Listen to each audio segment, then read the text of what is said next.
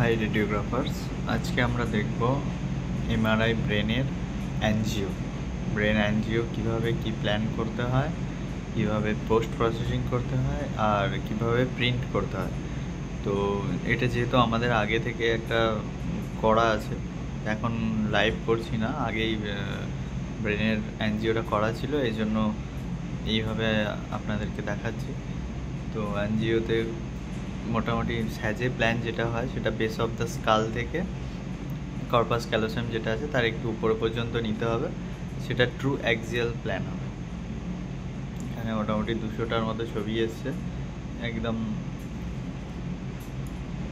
যে base of the skull থেকে শুরু করে উপরের দিকে কর্পাস ক্যালোসামের একটু উপর পর্যন্ত এইটা স্যাজে মোটামুটি এরকম প্ল্যান করতে হবে। আর করোনালেও চেক করে নিতে হবে কি মোটামুটি পারপেন্ডিকুলার আছে কি না, ফাক্সের পারপেন্ডিকুলার, একদম ট্রু অ্যাক্সিয়াল যে প্ল্যানটা হয় সেই প্ল্যানটা এখানে করতে হবে। তো যে সিকোয়েন্সটা আমরা নিই অ্যানজিও করার সময় সেটা হলো টপ 3D। এখানে টপ 3D ট্রা ব্রেন বলে যেটা দেওয়া আছে, বেশিরভাগ যে এমআরআই মেশিনগুলো হয় তাতে টপটাই নেওয়া হয় ব্রেন অ্যানজিও করার জন্য, টপ সিকোয়েন্সটা নেওয়া হয়। তো এটা তো প্ল্যানিং মোটামুটি সহজই আছে। বেস অফ দ্য স্কাল থেকে শুরু করে উপরে একটু কর্পাস ক্যালোসামের একটু উপর পর্যন্ত ট্রু অ্যাক্সিয়াল যে প্ল্যানটা হয় সেটা করতে হবে। তো এরপর পোস্ট প্রসেসিং করার জন্য কি করতে হবে, এখানে আমরা 2Dতে দেখছি এটা, তো প্রথমে আমরা 3D করব। 3D করার পর যে টপ যে সিকোয়েন্সটা এখানে আমরা নিয়েছিলাম, টপ 3D যে র সিকোয়েন্স সেটাকে আমরা ড্র্যাগ অ্যান্ড ড্রপ করে 3Dর মধ্যে এসে এখান থেকে নিয়ে 3Dর মধ্যে আমরা ছেড়ে দেব।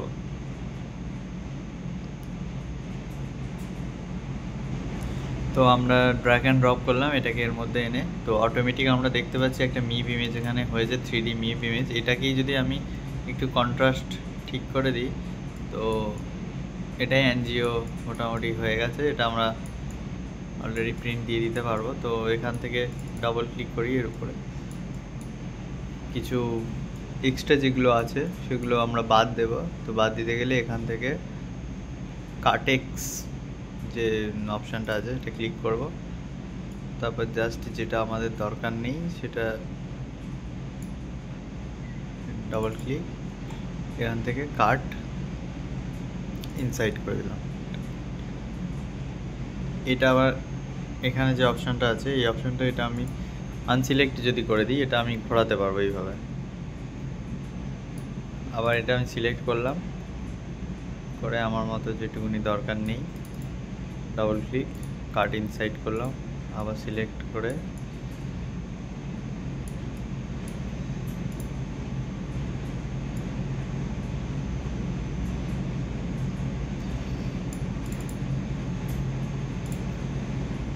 মানে যেগুলো দরকার নেই সেগুলো আমরা বাদ দিয়ে দেবো। আর এখানে তো অনেকটাই পরিষ্কার দেখা যাচ্ছে, ভার্টিব্রাল আর্টারি, বেসিলারি আর্টারি সবটাই পরিষ্কার, বেশি কিছু করতে হলো না। অনেক মেশিনে অনেক কাটাকাটি করতে হয়,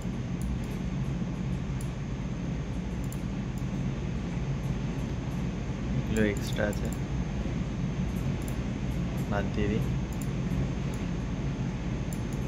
মোটামুটি আমাদের কাট কমপ্লিট হয়ে গেছে। তো এই হচ্ছে আমাদের ব্রেনের অ্যানজিওর যে ছবি সেটা আমরা এখানে দিলাম, মানে সেট করলাম আর কি।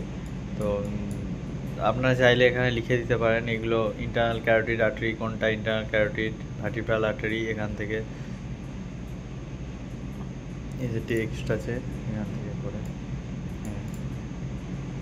এগুলো দিয়ে এখানে আমরা লিখে দিতে পারি এটা ইন্টারনাল ক্যারোটিড আর্টারি লেফট সাইডের, এটা এইদিকে দিয়ে রাইট সাইডের, হ্যাঁ এটা বেসিলারি আর্টারি, এরকম দিয়ে। সেগুলো দরকার হয় না, এগুলো ডিলিট করে দিই।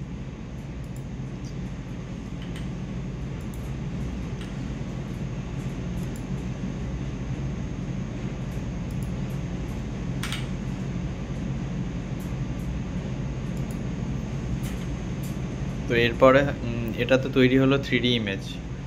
তো এই ইমেজটা শেপ করতে হবে কীভাবে? শেপ করতে গেলে এখানে একটা অপশান আছে 3D বলে একটা অপশান আছে, এই যে 3D অপশানটায় ক্লিক করা মাত্র এখানে একটা রোটেশন ওয়াইজ একটা ব্যাজ, আমি কোন দিক থেকে রোটেট করতে চাই, এদিক থেকে করতে পারি, করলে এইভাবে রোটেট করবে। হ্যাঁ, রাইট অ্যান্টেরিয়ার হয়ে লেফট হয়ে, এদিক থেকে যদি করি অ্যান্টেরিয়ার হয়ে রাইট হয়ে পস্টেরিয়ার হবে, হয়ে তারপর আবার অ্যান্টেরিয়ারে থামবে। তো এইটা পুরোপুরি অ্যান্টেরিয়ার নেই, আমি এই যে সাইডে যে বক্স যেটা আছে এটা দিয়ে আমি মোটামুটি সোজা সোজা করে নেবো যে কোনটা অ্যান্টেরিয়ার।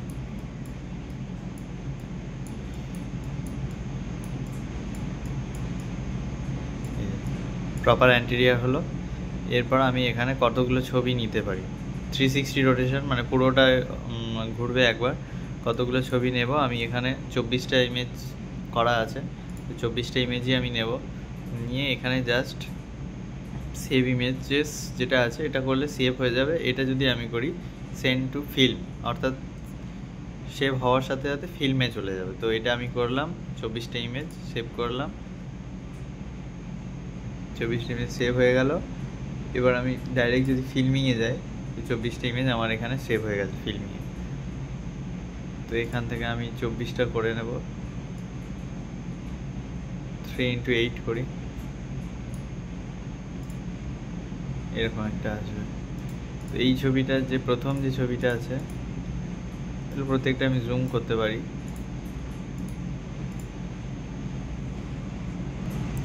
তো প্রথমে ইমেজটা আমরা বাদ দিয়ে দিয়েছি, দেওয়ার পরে এখানে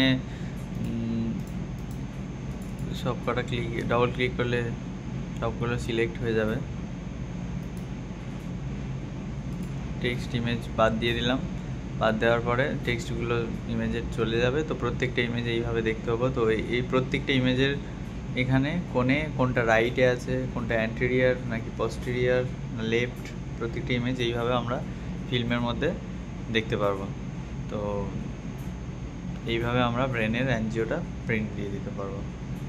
তো আজকে এইটুকুই, নেক্সট কোনো ভিডিওতে আবার কোনো পোস্ট প্রসেসিং বা প্ল্যানিং কিছু একটা দেখা যাবে। Thank you.